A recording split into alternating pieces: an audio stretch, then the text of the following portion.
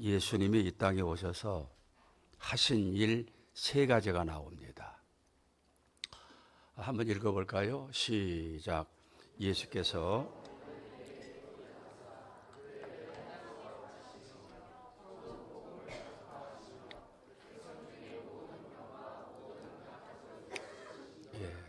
첫째는 가르치심, 설교라고도 합니다. 가르치심, 가르치고 배우고. 두 번째는 복음 전도입니다. 천국 복음을 전파하시고 전도하는 일, 선교하는 일. 특별히 가장 중요하게 다루신 것이 바로 이 복음 전도, 선교 아니겠습니까? 세 번째는 백성 중에 모든 병과 악한 것을 고치시느냐. 치유입니다. 치유. 병도 고치고 악한 것들을 고치시니라. 이 세 가지를 예수님이 집중적으로 하신 것입니다. 저도 목회하면서 늘 이 세 가지를 염두에 두고 이 세 가지를 어떻게 균형 있게 이끌어갈 것인가, 그런 마음을 가지고 지난 세월을 보낸 것 같습니다. 특별히 이 중에서 예수님이 강조하신 것은 전도였습니다. 선교. 전도와 선교의 차이점 아시지요? 전도는 동일한 문화권 안에서 우리나라 땅에서, 선교는 타 문화권, 바다 건너 사는 사람들에게. 우리가 이런 일을 좀 더 집중적으로 하기 위해서 매월 둘째 주일을 선교주일로 정하고 선교 헌금도 하고 또 선교를 위해서 기도하고, 우리나라 국적을 가진 선교사들이 해외에 2만 6천 명 정도 나가 있습니다. 대단하지요? 이제 그 중에는 이제 전문 사역자도 있고 단기 사역자도 있고, 하여간 숫자로는 2만 6천 명입니다. 세계에서 선교사를 가장 많이 파송한 나라가 미국입니다. 그 다음에 우리 대한민국이에요. 그런데 이것을 인구 비례로 따지면 우리나라가 세계 탑입니다. 1위입니다. 우리나라가 이렇게 복받고 부강한 나라 된 것은 이렇게 선교하기 때문이 아닌가, 그렇게 많은 사람들이 여기고 있지요. 선교하는 나라가 부강해지고 선교하는 교회가 부흥되고 선교하는 사람이 복받습니다. 할렐루야. 네. 또 예수님이 병을 고쳤다. 육신의 병. 병은 여러 가지입니다. 육신의 병. 또 심령의 병. 마음이 병들어가지고 시기하고 질투하고 미워하고. 가장 심각한 병은 영혼의 병입니다. 하나님과 닫혀져 있는 거예요. 죄 때문에 닫혀지지요. 오늘 닫혀진 것들이 다 열려지고 병 고침 받고 치유되는 이런 은혜가 임하기를 주의 이름으로 축복합니다. 오늘 말씀을 시작하기 전에 먼저 여러분들에게 사과 한마디 드리고 해야 되겠다 여겨집니다. 제가 가만히 생각해 보니까 설교를 19살 때부터 했어요. 교회는 17살 후반에 18살 초반인가 갔는데 19살 때부터 설교했습니다. 드림트리, 어린이들을 위해서 하루는 목사님이 불러가지고 서선생 아이들 설교 좀 해보세요. 그래서 설교했습니다. 무슨 설교를 했는지도 모르겠어요. 19살 때. 그리고는 군대를 갔는데 군대 가서도 훈련소 3개월을 빼놓고, 지금은 훈련소 6주인가요? 그때는 3개월이었습니다. 군대 생활 36개월 했는데 2등병 달고 자대 배치를 받았는데 그 포대장 중령이 기독교인이에요. 그 사모님이 참 믿음이 좋아요. 근데 부대 안에 이 군목이 없고 군종이 없습니다. 제가 배치받아 가서 전입신고하니까 제 이력서를 보더니만 서일병, 그때는 이병이었죠. 서일병 신학교 다니다 왔어? 예, 그랬습니다. 그러면 이번 주일부터 설교해봐. 아이고, 그래가지고 이등병 때부터 설교를 했습니다. 그리고는 지금까지 횟수로 따져보니까 51년이에요. 51년. 숫자로 따지면 몇 번이나 될까 그건 생각을 못했는데, 그런데 설교는 할수록 어렵습니다. 한석봉이 어머니는 10년쯤 되니까 불 끄고도 눈 감고 떡을 썰었다 그러지요. 설교는 할수록 어려워요. 지난주 설교보다 오늘 설교가 더 어렵고 또 다음에 설교는 더 어려울 것 같습니다. 또 나는 원래 말재주가 없었습니다. 말재주도 부족하고 또 말수가 적어요. 생각이 많고 말이 적습니다. 거기다가 말을 더듬었습니다. 초창기에는. 그래서 교회를 개척하고 이런 것들을 어떻게 극복할까 기도하는 가운데 하나님이 지혜를 주셔요. 설교를 노트해라. 그래서 그때부터 설교를 기록합니다. 기록에 써요. 오늘 이 설교도 B5 용지로 15페이지 나왔습니다. 그런데 어떤 때는 설교 노트를 가지고 올라와 설교하는데 성령님이 다른 쪽으로 막 나를 인도해요.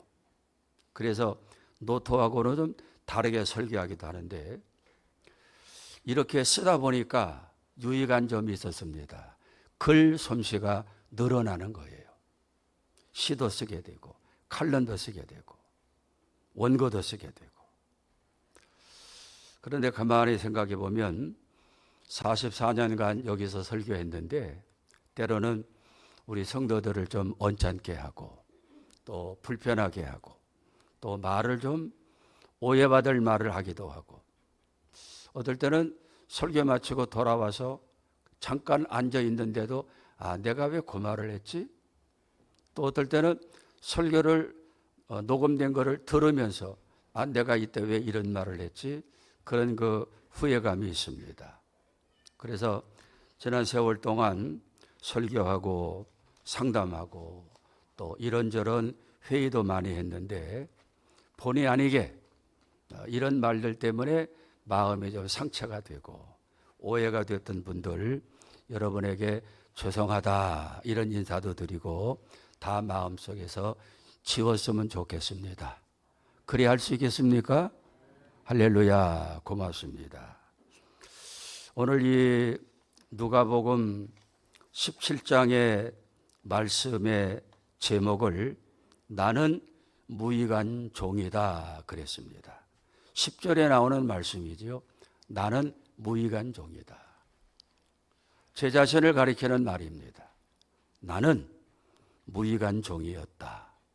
잘난 줄 알고 이것도 하고 저것도 하고 44년 목회를 했는데 되돌아보니까 나는 하나님 나라와 우리 교회에 무익한 사람이었구나. 이런 것을 깨닫고 오늘 이 말씀의 제목을 여러분에게 정하고 드립니다. 말씀의 은혜가 되기를 축복합니다. 할렐루야. 본문의 내용이 뭡니까? 주인의 명대로 모든 일을 나가서 열심히 했습니다. 땀 흘리고 밥도 제대로 먹지 못하고 열심히 일을 하고, 그리고 나서 그 종이 하는 말입니다.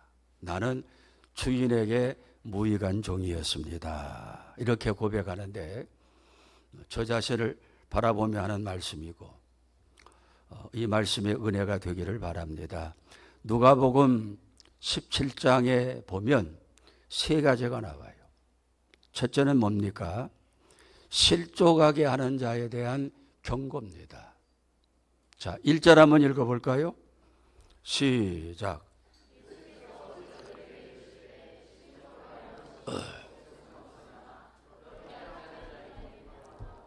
여러분, 실족하게 하는 것이 뭡니까? 실족하게 하는 것. 신앙생활을 잘 하지 못하도록, 예수를 잘 믿지 못하도록 충동질도 하고 꼬이기도 하고 엉뚱한 말도 하고, 그래서 그 사람이 예수 잘 믿는 대열에서 떠나가는 것, 그것이 바로 실족입니다. 실족하는 일은 있을 수가 없다. 그러나 그렇게 하는 자는 화가 있다. 2절 봅니다. 시작.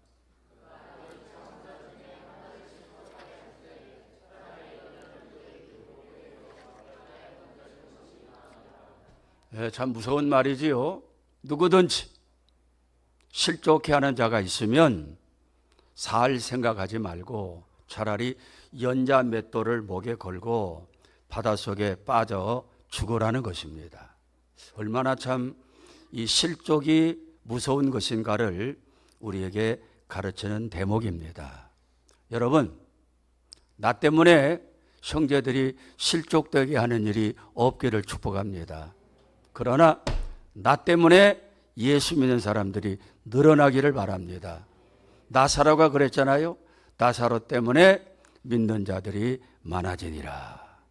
우리는 남을 실족해 하는 사람이 아니라 믿음으로 세워가는 사람들, 나사로처럼 믿음의 사람들이 늘어나는 이런 역할하기를 축복합니다. 두 번째는 용서입니다. 용서를 어떻게 해야 되는가? 3절 읽어볼까요? 시작.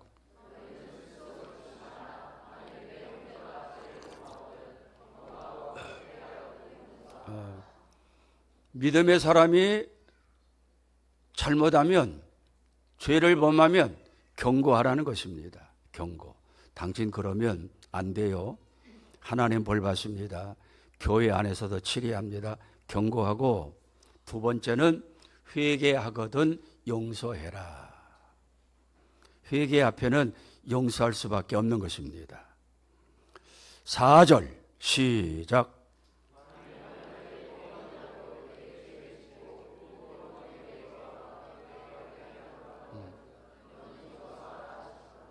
하루에 7번 죄를 지을 수가 있습니까? 드물지요. 그럴지라도 7번 죄를 짓고 7번 찾아와서 잘못했습니다 하면 용서해 주어라. 용서해 주어라. 그러나 회개하거든 용서해 주거라. 성도 여러분, 교회는 이 바탕 위에서 세워져 가는 것입니다. 아무리 잘못하고 죽을 죄를 지었어도 죄송합니다. 잘못됐습니다. 그러면 용서하라는 것입니다. 교회는 이 바탕 위에서 세워가는 것입니다.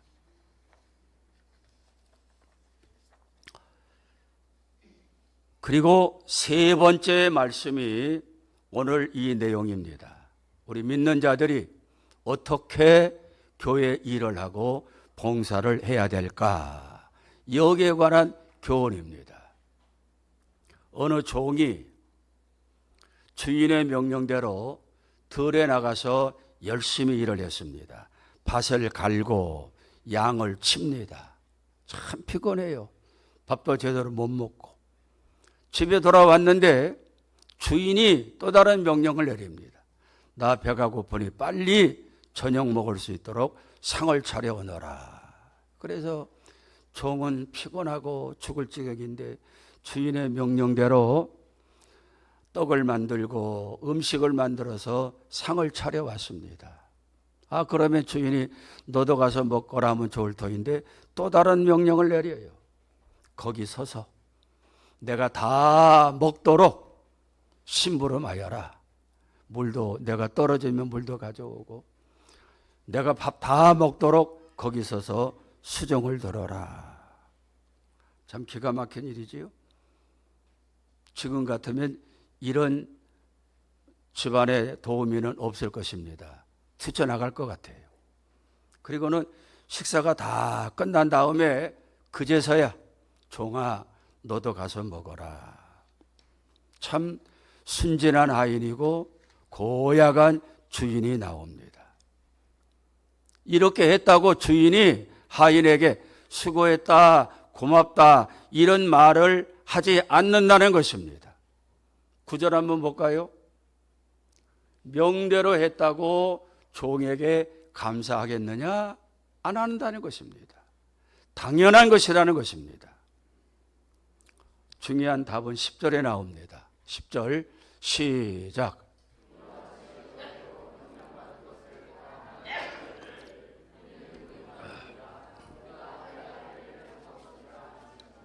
할렐루야. 종이 그대로 다 했습니다.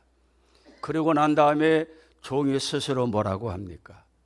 이 모든 명령을 다 지켜 행했지만은 여전히 저는 무익한 종입니다. 쓸모없는 종입니다. 마땅히 해야 될 것을 한 것입니다. 이렇게 고백한다는 것입니다. 마땅히 해야 될 일을 했습니다. 그러나 저는 여전히 무익한 종, 쓸모없는 종입니다. 이 당시 종에게는 소유권이 없었어요. 내 것이 없습니다. 자식을 낳아도 내 것이 아니에요. 주인의 것입니다. 그러니 내가 낳은 자식을 주인이 팔아버리면 얼마나 가슴이 아프겠습니까? 그게 종이었어요. 종에게는 자유권이 없습니다. 오직 주인의 명령대로 행하는 것입니다. 성도 여러분, 우리는 분명히 알아야 될 것이 있습니다. 내 인생의 주인이 누구인가? 내 인생의 주인이 누군가? 여러분 누굽니까? 답해 보세요. 내 인생의 주인은 하나님 아버지 아닙니까? 우리 조 목사님은 아바 아버지라 그러더라고. 내 인생의 주인이 누구인가를 알고 살아야 돼요. 내 인생의 주인이 나다. 그러면 신앙생활 많이 잘못하는 것입니다. 내 인생의 주인은 하나님이십니다. 나는 누굽니까? 하나님의 종이고 하나님의 자녀입니다. 이것을 가장 잘 따라간 사람이 누군가 하면 사도 바울입니다. 바울은 자기를 소개할 때 예수 그리스도의 종 바울입니다. 그리스도 예수의 종 바울입니다. 로마서 1장 1절이나 빌립보 1장 1절에서 그렇게 자기를 소개해요. 나는 그리스도 예수의 종입니다. 스스로를 종으로 알고 자기의 주인 되신 그리스도 예수의 명령 따라 살기를 원했던 사람, 바로 이 바울이에요. 기근한 예로 바울이 2차 전도 여행을 계획할 때 터키로 가려고 그랬습니다. 아시아지요? 자기 고향 다소가 그쪽에 있습니다. 그런데 성경을 보면 하나님이 자꾸만 막았다 그랬습니다. 무슨 방법으로 막았는지는 모르지만 하나님이 가고자 하는 그 길을 막아요. 막습니다.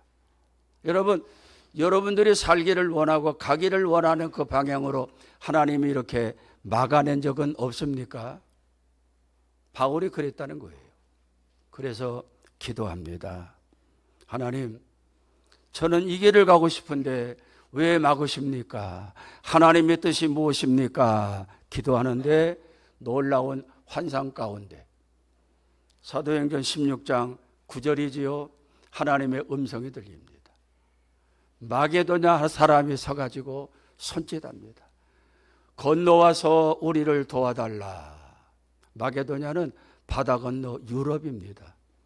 바울이 가고자 하는 방향하고 전혀 딴 방향이에요. 그렇구나.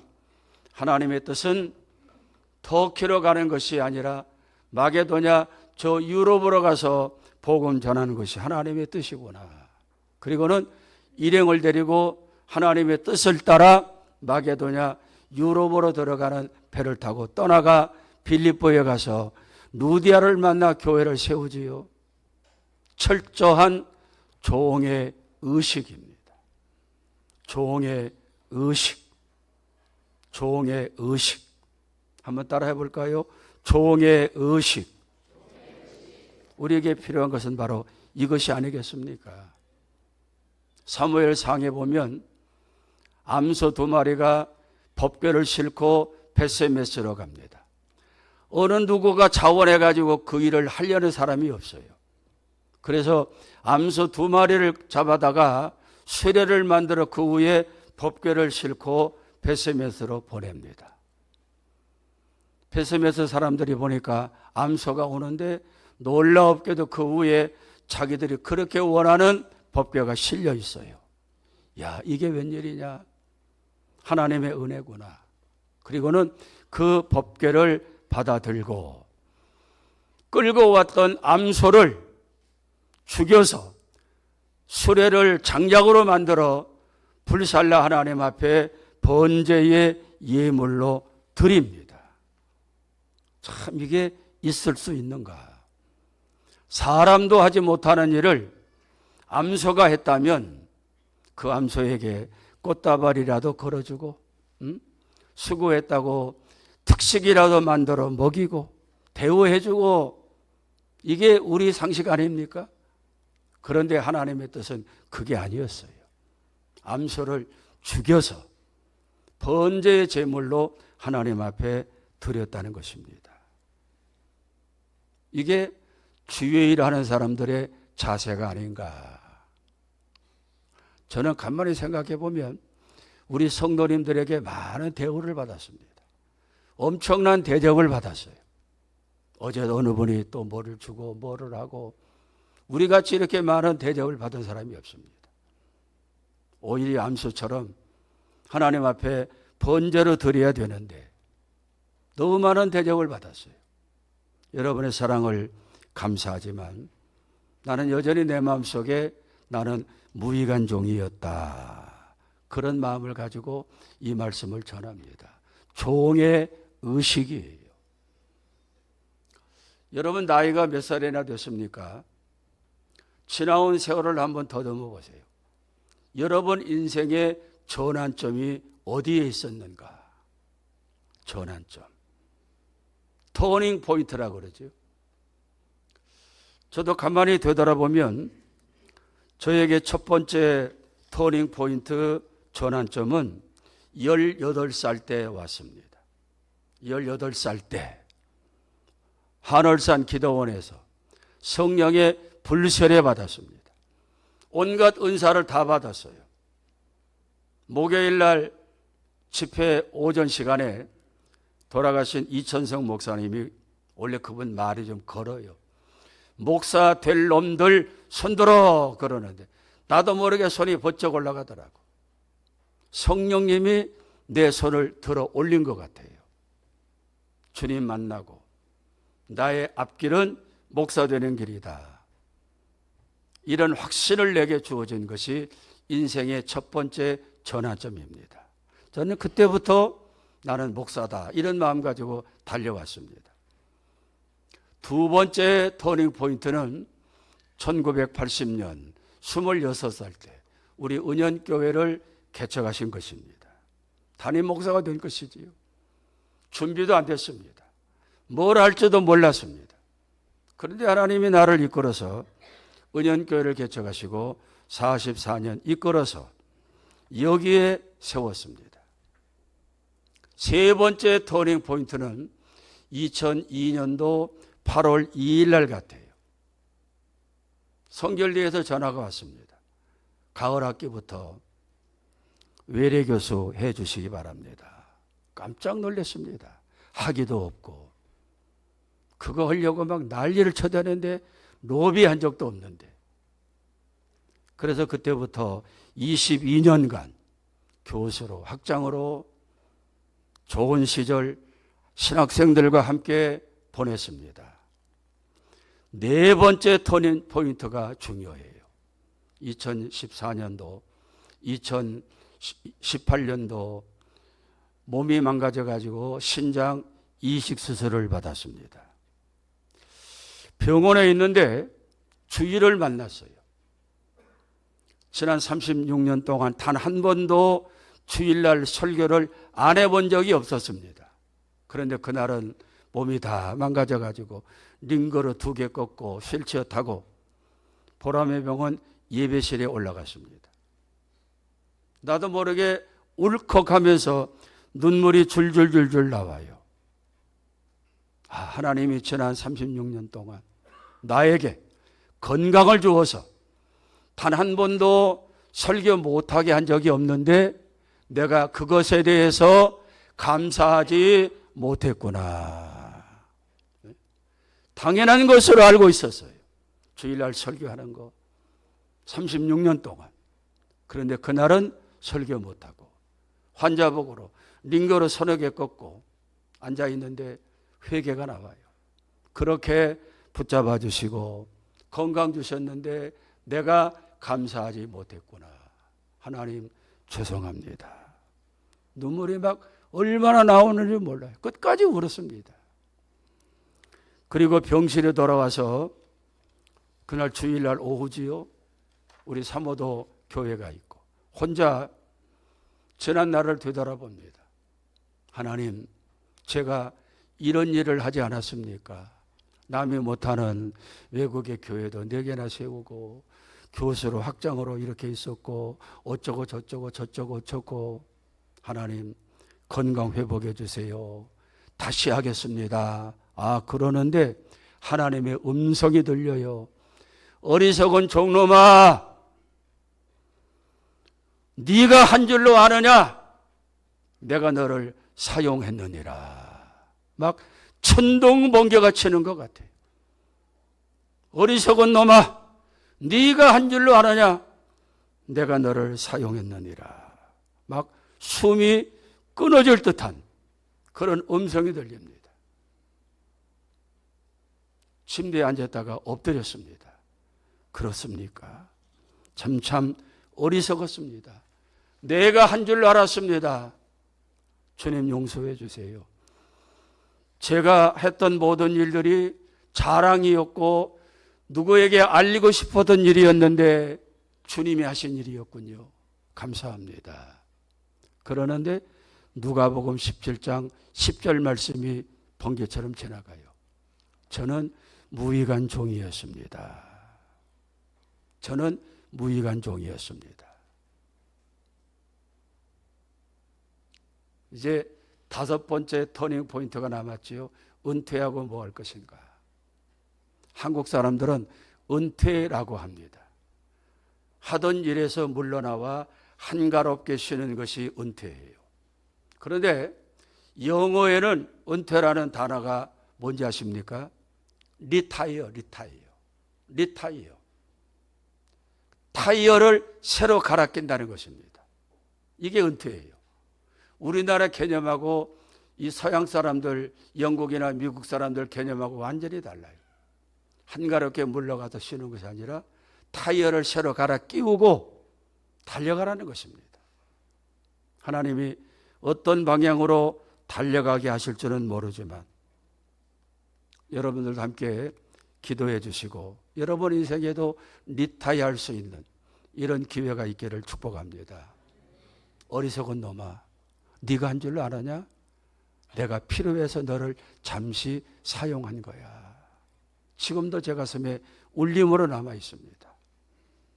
그리고 더 중요한 것은 섬김이 가장 중요하다는 것입니다. 섬김. 그래서 제가 병원 갔다 와서 그전부터 섬김을 많이 강조했지요. 하나님 앞에 갈 때 주님, 제가 이거 했습니다. 주님 거들떠보지도 않아요. 저는 44년 동안 헌금을 단 한 번도 놓친 적이 없습니다. 1등을 놓친 적이 없어요. 교회에서 나오는 사례비는 거의 다 교회로 들어갔습니다. 제가 그랬습니다. 이거 주님이 거들떠보지도 않아요. 주님이 보시는 것은 얼마나 섬겼느냐. 여러분 잘 섬기다가 주님 앞에 우리 모두 함께 갈 수 있기를 축복합니다. 지난 세월 우리 모두가 하나님 앞에 붙들려 씌어진 것에 대해서 감사하고, 그렇죠? 감사하고. 여러분의 인생길이 섬김으로 가득 찬 이런 길 되기를 주의 이름으로 축복합니다.